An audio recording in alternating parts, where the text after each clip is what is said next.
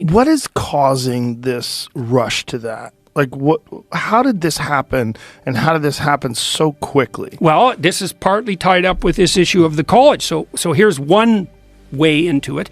So now professionals are bound by law to offer gender-affirming advice. They're bound by law. Okay, so this is what this means. If you bring your 13-year-old in to be evaluated by a physician or a psychologist, and maybe she has high levels of neuroticism, tilting towards depression and anxiety, and then that's making itself manifest in bodily discomfort, now that's being shaped by this cultural fad that insists that if you feel uncomfortable in your body, it's because you're of the opposite gender. That's the psychological epidemic part of it. And we can talk about that in a little bit more detail. But now you're duty bound by law, if you're a professional, to say, oh, you think you're a boy? Yeah, absolutely. You absolutely, 100%, you are. What can we do to facilitate that move forward? And that all got, what would you call, pushed into the law under the guise of the elimination of conversion therapy. So, unbelievable. Now, the problem with that is, you see, if you're a therapist or a physician, you don't affirm someone's identity. That's not your job. And your job is not to deny their identity either. Your job is to help them explore their identity and hopefully to develop it. And so someone comes to you, maybe they have body dysmorphia. And so maybe they're anorexic. That's a form of body dysmorphia. And so the first thing you do, if you have any sense, is you note that that's stemming out of an underlying, more global proclivity to suffer from depression and anxiety. So that's the big elephant in the room, depression and anxiety. So if the trans activist types say, well, the body dysmorphic types are more likely to have suicidal thoughts, it's not because they have body dysmorphia, it's because they're prone to depression and anxiety, and depressed and anxious people are more likely to have suicidal thoughts. And maybe body dysmorphia adds a bit to that, but nobody really knows. Probably adds some. But the fundamental issue is one of depression and anxiety. So now you're suffering from, unspecified self-consciousness, and the culture twists around to offer you a narrative. And the narrative is, oh, well, you're in the wrong body. And then the carrot is, and this is part of it gets extraordinarily pathological, is a lot of these kids who are suffering from this alienation are unpopular. And now they're being enticed. It's like, yeah, well, you're not unpopular. You're interestingly special. So if you just take this carrot, you're the opposite sex, all of a sudden you're not a victim, you're a brave, you're a brave seeker after your redemptive identity. And now you can be elevated and you can be treated specially. And my God, if you're an unpopular teenager, how could anything be possibly more attractive than that? And then you also think, well, why are teenagers gullible in that way? Why do they go along with the crowd? And the answer to that is, that's what you're supposed to do when you're a teenager. That's your job, right? Because first of all, you're with your parents, and you're not yet a fully fledged individual. And so what you have to do is you have to become part of the group. And if you're not part of the group, well, maybe you're a stellar, creative genius, and you're exceptional in that manner, but more likely, you're just a loser who couldn't fit in. And that sucks.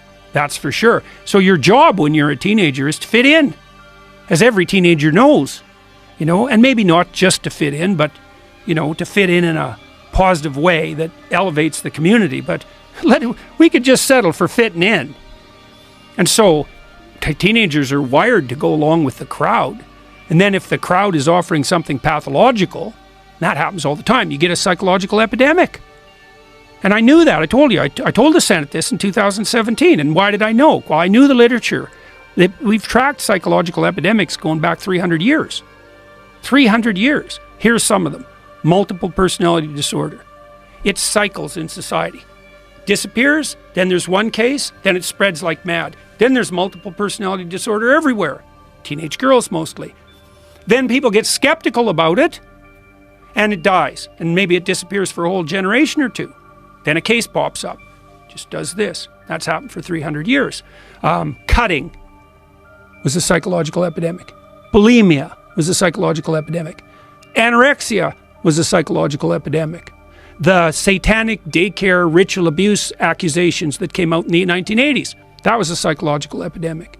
And the rule basically is that if you confuse people about a fundamental element of their identity, then those who are already so confused they're barely hanging on are going to fall prey to that, and all hell's going to break loose. And that's exactly what's happened in the trans situation. But the difference between this one as opposed to the other ones like multiple personality disorder is that this one is being reinforced culturally.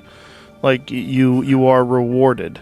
Yeah, well, the multiple personality disorder, that happened there too, because you'd get a lot of attention from media, especially the people who are the first, who display the first symptoms of multiple personality disorder. You get a psychologist or a psychiatrist or an alienist, if you go back far enough, who reports this fascinating case of multiple personality. And, there are people who are dissociative.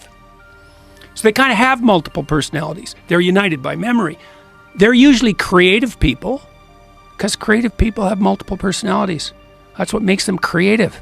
They're not the same from day to day. You could even say they have fluid identities. And so the claims of the gender types that some people have fluid identities, it's like, yeah, creative people do. They're the purple-haired types with like nose rings and tattoos. That's all part of trait openness. You combine that with high neuroticism, negative emotion, then you get people who are fluid in their identity who are also prone to depression and anxiety. So that's also crystal clear. And so, look, if you're an outsider, will you want to be a dull and contemptible outsider? Or do you want to be an interesting and compelling and nouveau, exciting outsider? Well, if you're a teenage girl and you've been unpopular, that's brutal, eh? Because, you get tied up with those mean girls. Yeah. They shun you and exclude you. It's absolutely brutal. You're just living a peripheral existence. You got no friends. Everyone's contemptuous of you. And maybe that's partly because you have something that marks you out from the norm, like a tilt towards autism, because a lot of the people, it was just released with the Tavistock staff. The Tavistock closed down in the UK. That was the big gender surgery performing institute in the UK. How was that closed down? What happened? Government closed it down. So yeah, because they knew that they figured out in the UK that, wow, the rates of transgender transformation requests were skyrocketing. And even the people at the clinic knew that they were rushing people along the transformation pipeline way faster than they should have without proper clinical evaluation. There's 1,000 lawsuits out against the Tavistock in the UK now. Wow. 1,000.